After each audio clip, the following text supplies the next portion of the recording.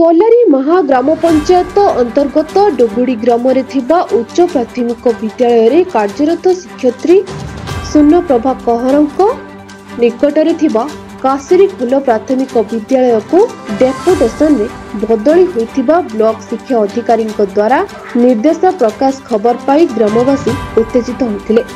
कारण डुगुड़ी उच्च प्राथमिक विद्यालय शिशु बाटिका ठारू अष्टम श्रेणी पर्यंत 9टी श्रेणी रे 47 जन छात्र छात्री अध्ययन करुथिबा बेले केवल 4 जन शिक्षक शिक्षयित्री रहिछंती एवं जन शिक्षयित्री प्रसवकालीन छुट्टी रे रहिथिबा बेले वर्तमान केवल 3 जन शिक्षक शिक्षयित्री 9टी श्रेणी चलैथिबा बेले पुणी आउ जन शिक्षयित्री को बदल करबा ग्रामवासी मनरे गभीर वितृष्णा सृष्टि होइथिला।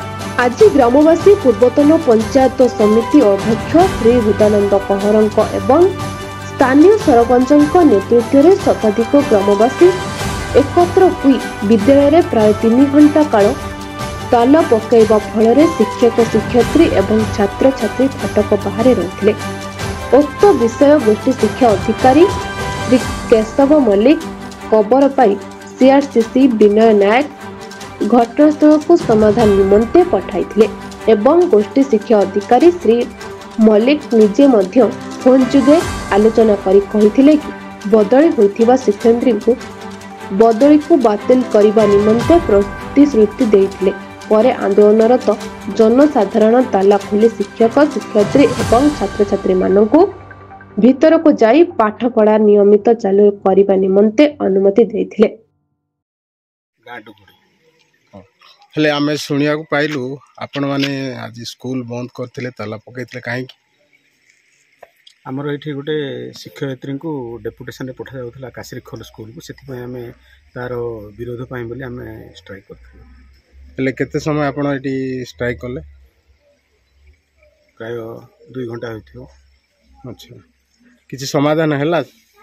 हाँ आमको सीआरसी सर आमर सीआरसी सर उपस्थित थिले तथा आमर बीओ सर तांकर प्रतिश्रुति देले बाय फोन माध्यम रे आ सरपंच आमर स्थानीय सरपंच बलभद्र कहर भी उपस्थित थिले।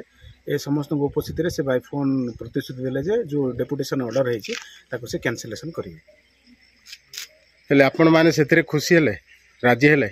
और खुशी न होबार कारण किछि नै, कारण आमर एठी शिक्षकंकर घोर अभाव रहुची आ जो सार भी जो दीदी माने अच्छे जो मैंने पढ़ाऊँ तांको भितर भी जदि जीव आमर ये रही प्रथम रु अष्टम जाए से भितर जदि आहरी भी जड़े 2 जन किए कमिगले पुणी आम बहुत समस्या हम से भितर जड़े छुट्टी भी अच्छा गोटे दीदी छुट्टी अच्छी 6 मासिया छुट्टी अच्छा आउ जड़े सार जी मुख्य दायित्व एचएम सार अच्छा 2 मास पर रिटायर्ड करेंगे एमती सब ए आम से विरोध करूँ जे ए भर गले आ पढ़ापढ़ी हो पार ना निश्चित भाव में यहाँ रखा जाऊ बोली आमर अभियोग थिला।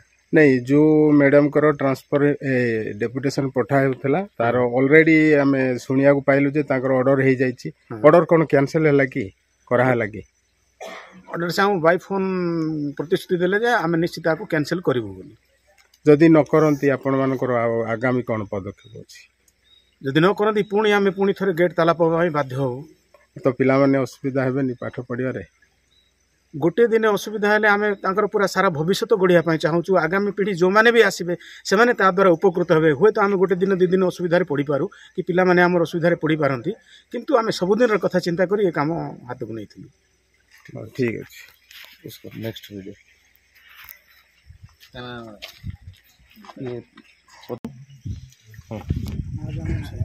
नमस्कार मो विनय नायक तलेहरी महा पंचायत क्लस्टर कोऑर्डिनेटर।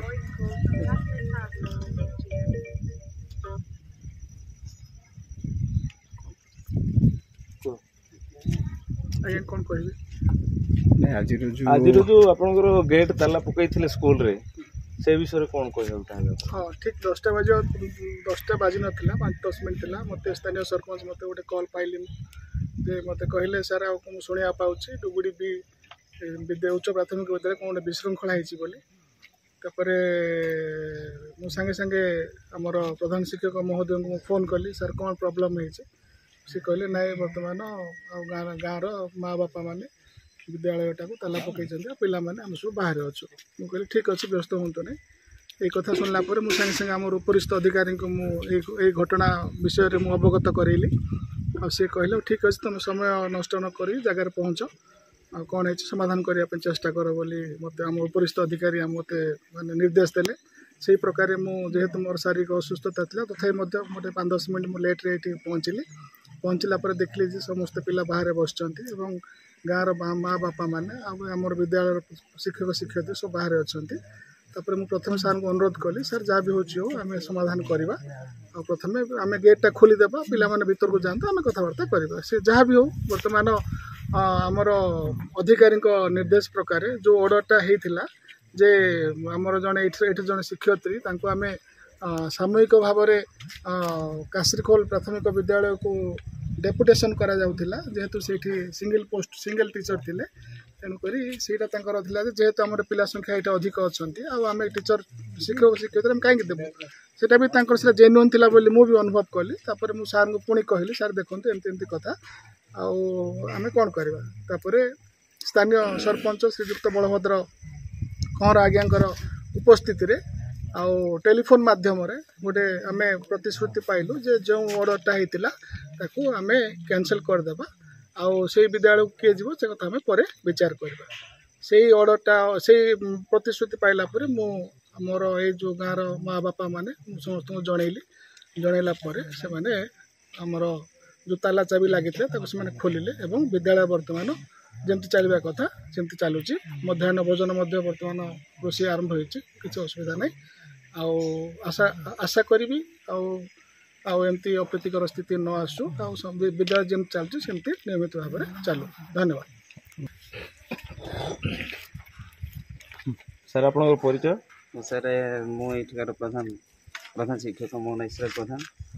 ଆଉ ଆଜିକାର ଏଇ ପରିସ୍ଥିତି ତ ଆମର CRC ମହୋଦୟ ସବୁ କହିଲେ, ତ ଆମର ଏଇ ଯେଉଁ ବିଦ୍ୟାଳୟର ଜଣେ ଶିକ୍ଷୟିତ୍ରୀଙ୍କୁ ଡେପୁଟେସନରେ କାଶୀଖୋଲ ପଠାଇଥିଲେ, ତାର ସେଇ ଦିଦିଙ୍କର ସେ ଡେପୁଟେସନଟାକୁ ବିରୋଧ କରିକି ପିଲାଙ୍କ ତୁଳନାରେ ତ ଆମେ ଶିକ୍ଷକ ଶିକ୍ଷୟିତ୍ରୀ କମ୍ ଅଛି, ତେଣୁ ଏଇ ବିଦ୍ୟାଳୟରୁ ସେ ଶିକ୍ଷୟିତ୍ରୀଙ୍କୁ ସେ ବିଦ୍ୟାଳୟକୁ ନ ଯିବା ପାଇଁ ଗାଁର ଆମର ସମସ୍ତ ଶିକ୍ଷା କମିଟି ସଦସ୍ୟ ତଥା ପିଲାମାନେ ଏଠି ଆସିକି ଆଉ ଆମେ ଆସିଲା ବେଳକୁ ତାଲା ପକାଇକି ବାହାରେ ଥିଲେ। କିନ୍ତୁ ତାର ସୁପରିସ୍ଥ ଅଧିକାରୀଙ୍କ ଅନୁମତି ଅନୁସାରେ ବର୍ତ୍ତମାନ ସେ ତାଲା ଖୋଲିକି ଯେମିତି ଚାଲିବା କଥା ବିଦ୍ୟାଳୟ ସେମିତି ଚାଲିଛି, ଆଉ କିଛି ଅସୁବିଧା ନାହିଁ। ଧନ୍ୟବାଦ। କନ୍ଧମାଳ ଜିଲ୍ଲାରୁ ରମେଶ ପଣ୍ଡାଙ୍କ ରିପୋର୍ଟ, ବ୍ଲାକ୍ ନ୍ୟୁଜ୍ ଓଡ଼ିଆ।